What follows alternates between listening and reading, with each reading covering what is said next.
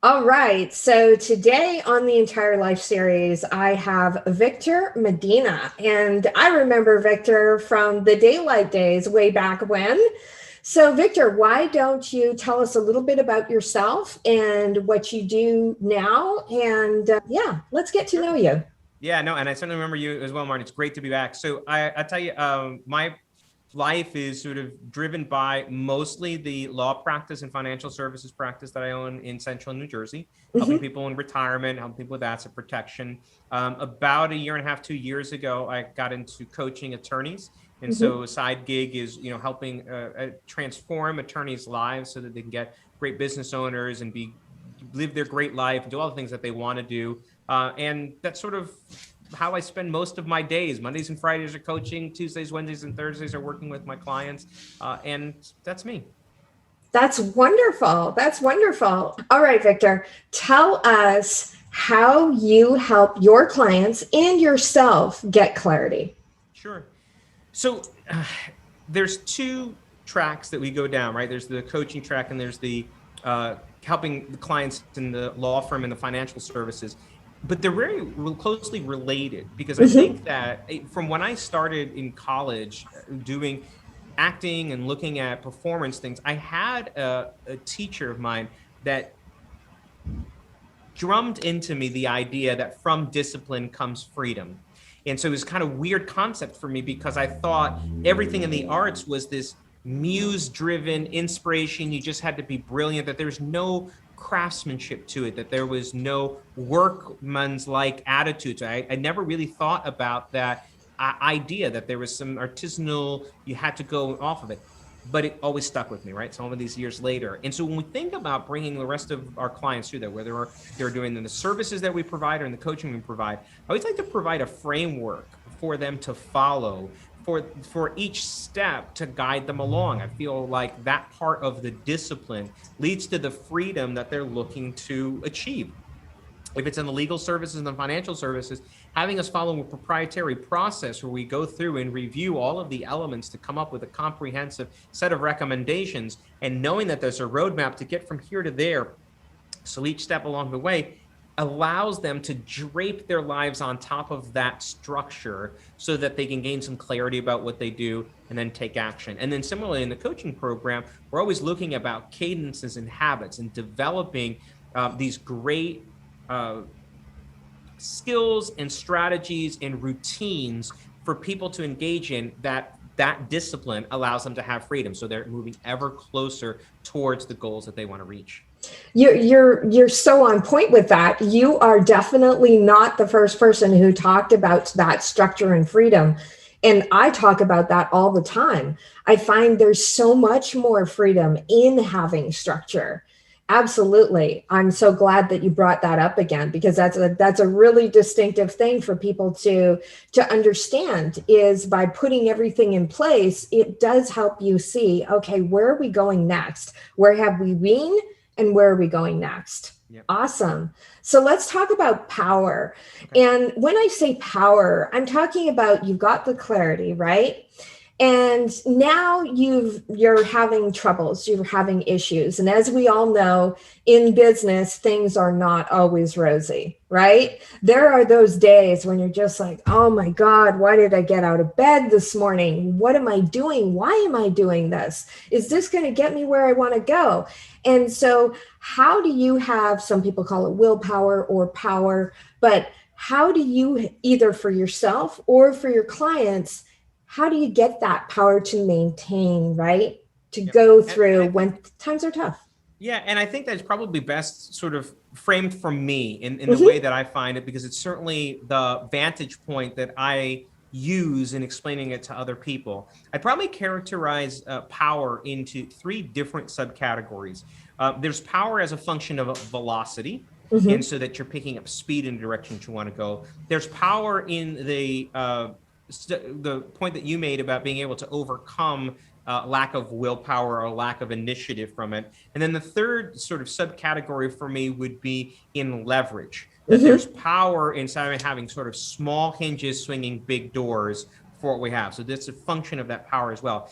The first one and the second one, where we're talking about velocity and we're talking about this overcoming of willpower, I really rely on the concept of creating margin and having the time and space to be able to work on these activities. So traditionally, people are paid cash for tasks, but there's growth when they do strategic thinking. You can't do strategic thinking if you're overwhelmed with what's in there. So this idea of overwhelm, where you is really a definition of not being comfortable that what you're doing in the present is the right thing to do. That's where the concept of anxiety comes in. So when we start to overlay that with this margin and then thinking about getting that velocity, it's really saying that if there's time that I'm spending doing nothing, if there's time that I'm spending doing planning, or if there's time that I'm spending doing drudgery of tasks, it's the right thing for me to be doing in this moment. And that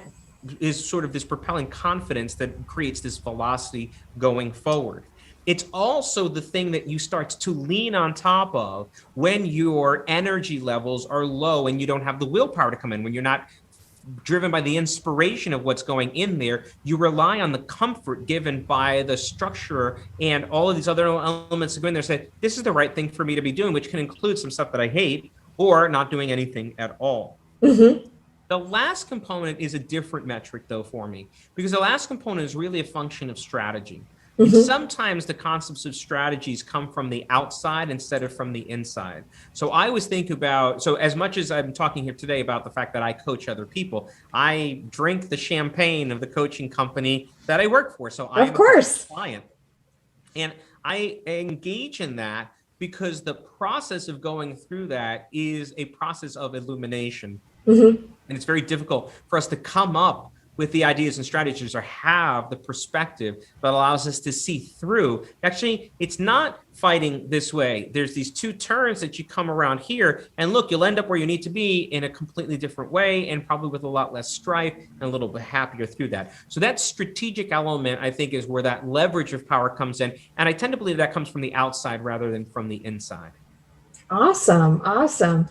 And then, so when we're talking about follow through, and follow through, the way I define that is, now we've got the clarity, now we've got the power. How do we maintain that follow through? It's kind of an aspect of integrity, right? It's like I say I'm going to do something, and how do we put those mechanisms in place to follow through to continue on with what we said we were going to do?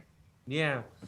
It's a tough one, too, because I think at any point in time, we can feel a reprioritization of whatever is the most urgent thing in front of us, taking over maybe the thing that we ought to be doing, whatever that really looks like. And, you know, I'm kind of mealy-mouthy in my response, because sometimes the right response is to not potentially make the thing that's the biggest progress. Maybe it's to put that on the side, and maybe it's to, you know, so it's not always that propel forward. But the idea of being really comfortable with the steps that you need to take and actually going through with them is definitely, I think, where people fail most often. I don't think they fail most often, Arnie, in figuring out great strategies. I don't think there's a shortage of ideas. And I don't think that there is a shortage of understanding the power of where those ideas can go, like seeing the potential for it and being able to break that out. I think that's probably pretty commonplace. I think where the biggest failures in the implementation component, where they have people who actually do the harder stuff,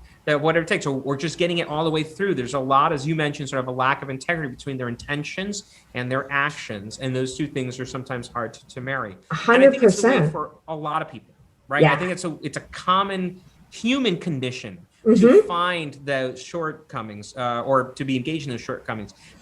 The strategies that I use, and I don't know that they're completely applicable to everybody on the way, but I like to think that they would have value, is I tend to rely on a habit of strategic and deliberate action for where to do it, but not just once, but as a cadence. A lot of people use a planner for this, or a lot of people will use some structure that allow them to re-engage with a question asking and priority setting activity on a cadence that makes sense for the activities that they're doing. Sometimes it's daily, sometimes it's weekly, sometimes it's quarterly, sometimes we're looking at your whole lifespan and we're trying to figure out what you should be doing, what's going to be on your tombstone.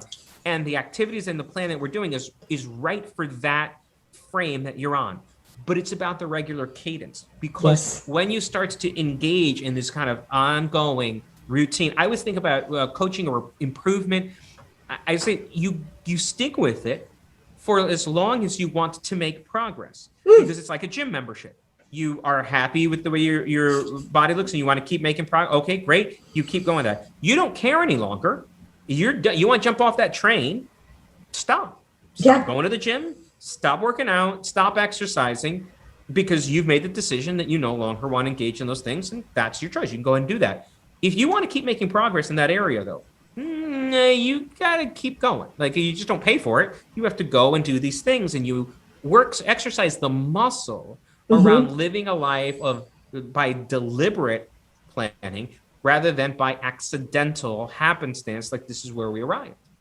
Wonderful. You know, my dentist always used to tell me, only floss the teeth you want to keep. Perfect. See, it's simple, right? But yeah, that's exactly it. And that's one of the reasons that I made the software that we're making, Entire Task, right?